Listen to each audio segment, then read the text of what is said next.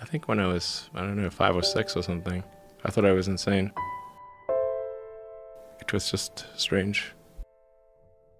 Because it was clear that other people did not, their mind wasn't exploding with ideas. It was like, that's strange. I don't think you'd necessarily want to be me. People would like it that much. It's very hard to turn it off. It's like a never-ending explosion. All the time.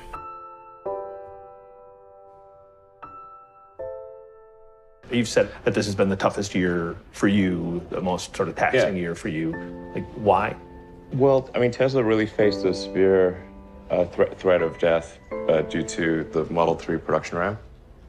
Essentially, the company was bleeding money like crazy, and just if we didn't solve these problems in a very short period of time, we would die. And it was extremely difficult to solve them. How close to death did you come?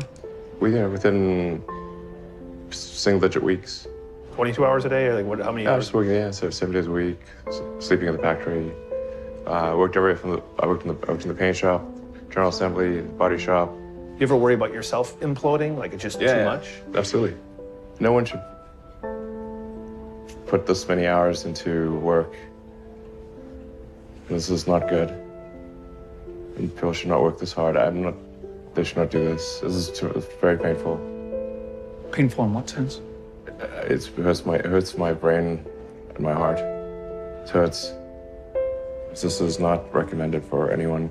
I just did it because if I didn't do it, then good chance Tesla would die. What was your biggest failure, and how did it change you? We almost did die at SpaceX, actually. So I budgeted for 3 flights. I mean, technically, I did have a plan where I had the money from PayPal. I had like about 180 million from PayPal. And I thought,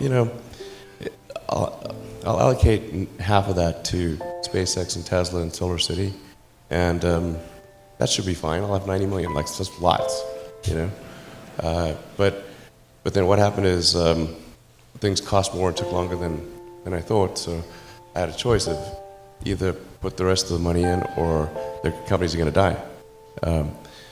And it's like, so I ended up putting all the money in and borrowing money for rent from friends.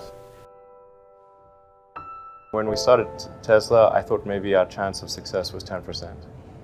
That's not a lot, considering you invested a lot of money in the company. Well, I mean, I can tell you my original plan was, I thought, okay, I had like $180 million from my portion of the sale of PayPal. And I thought, if I invest half of that in creating these companies, then I still have the other half to be fine. Yeah. But of course, that's not how it worked out. We used up all you invested 100 million, then still needed more money. And then there was the big recession of 2008 and 2009. And in the end, I had to invest everything. And I was borrowing money from friends to pay the rent. You were on the edge of actually I didn't even own a house. Were you a little naive when you thought, I can easily build an electric car and a rocket?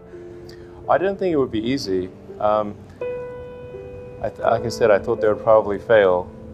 But like creating a company is almost like having a child. So it's sort of like, how do you say your child should not have food? So once you have the company, you have to feed it and nurse it and take care of it, even if it ruins you. Yeah.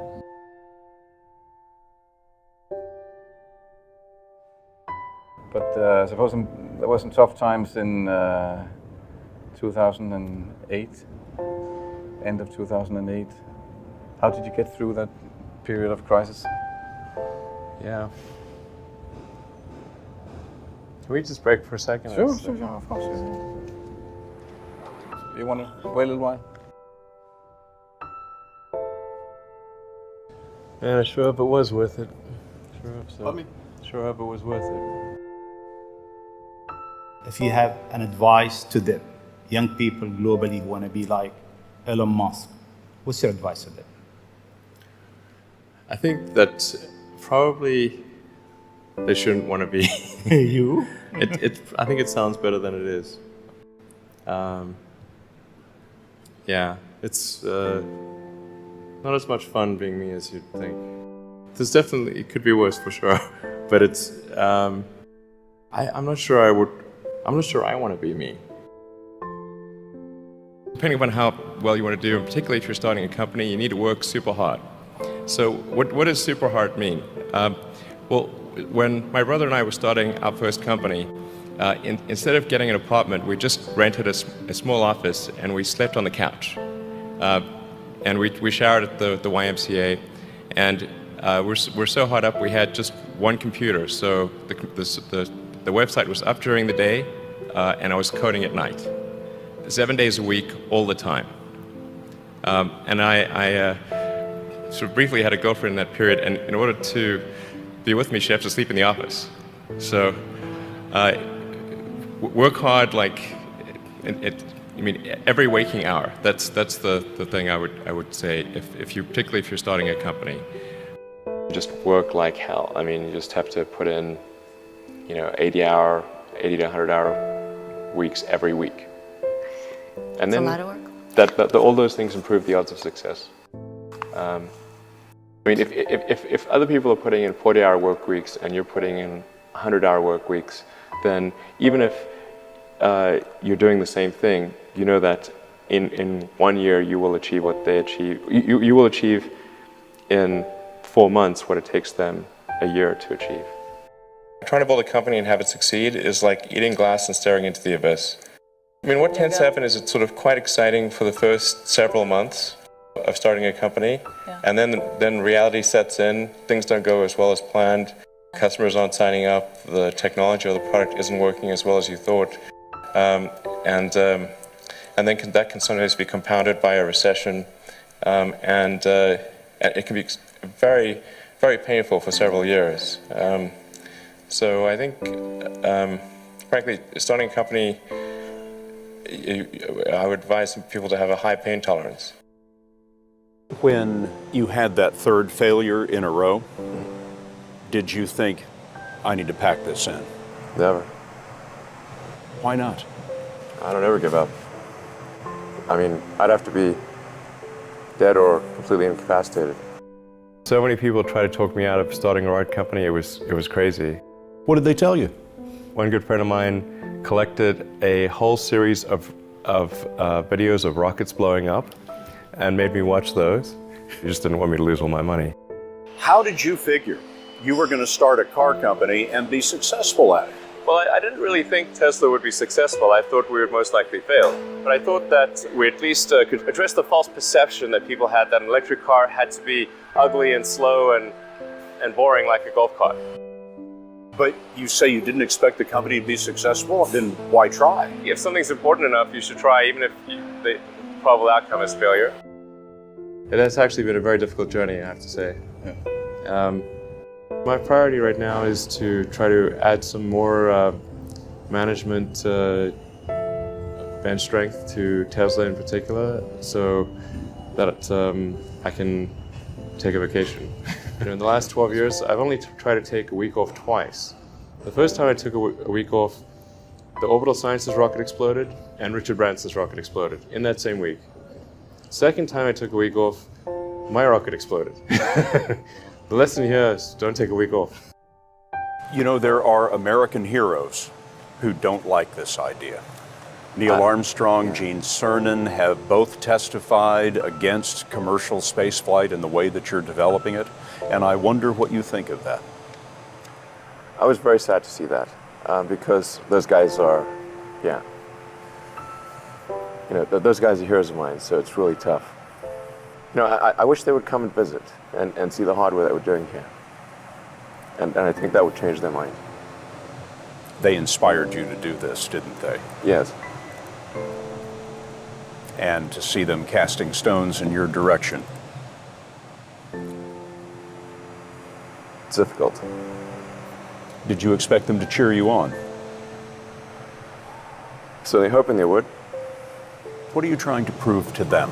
What I'm trying to do is to make a significant difference in in spaceflight and help make spaceflight accessible to almost anyone. Where does that come from, or how do you think about making a decision when everyone tells you this is a crazy idea? Or where do you get the internal strength to do that? Well, first of all, I'd say I actually think I feel fear quite strongly.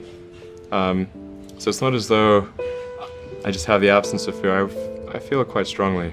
But there are just times when something is important enough, you believe in it enough, that you do it in spite of the fear. People shouldn't think, well, I feel fear about this and therefore I shouldn't do it. It's normal to feel fear. Like there'd have to be something mentally wrong if you didn't feel fear. So I think that there's certain things that are necessary to ensure that the future is good.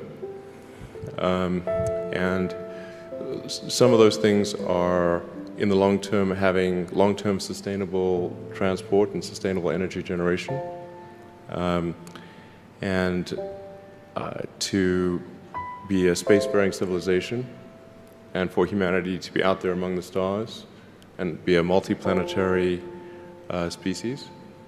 I think being a multi-planet species and being out there among the stars is important for the long-term survival of humanity, and that's one reason, kind of like life insurance for life collectively, life as we know it.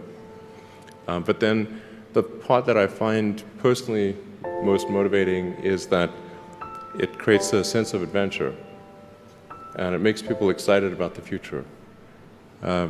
If you consider two futures, one where we are forever confined to Earth until eventually something terrible happens, or another future where we are out there on many planets, maybe even going beyond the solar system, I think that second version is incredibly exciting and inspiring, and there need to be reasons to get up in the morning.